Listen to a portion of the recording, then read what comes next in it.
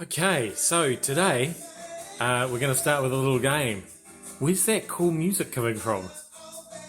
That seems to be filling up the whole room. Can you hear it?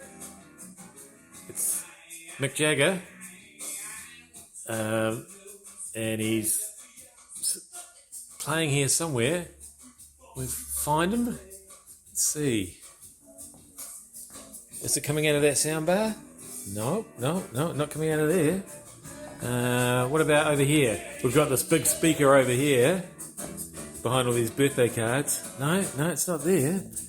Where could it be? Where could it be? Hang on. What about... Surely not. Surely not. There it is. Yes, this quite good room-filling sound that's coming out of that little Echo Show 5 third generation. Yes, that's right. All that room-filling sound was coming from the third generation Amazon Echo Show 5. Before we go back to that sound, we can just have a look at the difference between the last generation and this generation. So as you can see, it's quite a different shape. The first couple of generations pretty much look like this. The second generation came in a couple of different colours. This is just generally more compact, a bit sleeker. See how it curves right up to the screen, whereas this one you've sort of got this big ugly plastic bezel thing around it. I mean, it doesn't really matter. The display size is still 5.5 inches.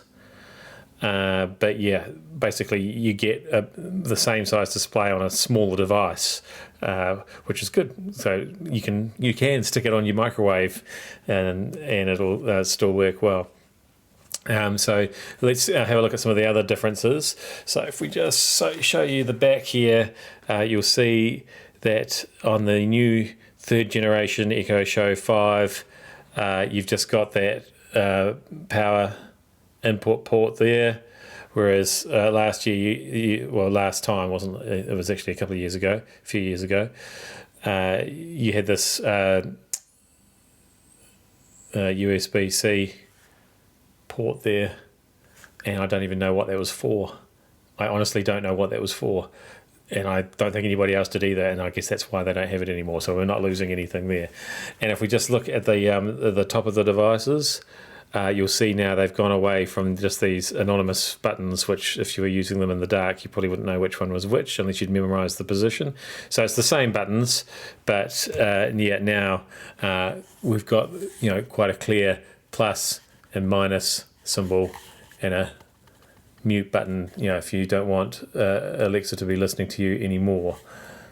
And this is the privacy shutter for the camera. So that's still a physical privacy shutter for anybody who doesn't want to make use of that 2 megapixel camera. That hasn't changed. There you go. It's definitely it's different from the one before it. Definitely, I think it looks a little bit more modern. It takes up less space. It's sleeker. And as you would have heard there, I don't know if you can tell from a video, but I could tell as soon as I started listening to this thing, I was amazed at the fuller sound. So you get, it's not booming bass. It's not. It's still a small speaker at the end of the day. It is a slightly larger speaker in here, and it just seems to fire around the sound a lot more convincingly. And like I say, the effect is that it fills the room a lot more, even with a small speaker like this. So it's perfect for that sort of ambient, in the background daytime listening that most of us use most of our speakers for most of the time, probably. That was the thing that really impressed me the most. It does have a whizzier, faster, more powerful chip in it as well, so it's a bit more responsive, and there's an extra mic as well. It's a 3 mic receiver rather than 2 mic array, which means that it's listening out for your commands a little bit better. It seems to respond to them quicker as well, and the Matter compatibility means that it will connect to all your smart devices, or just about all your smart devices around the home, and control those nice and fast as well. You can use it as your smart home hub, all for under $200. So you've got to be happy with that.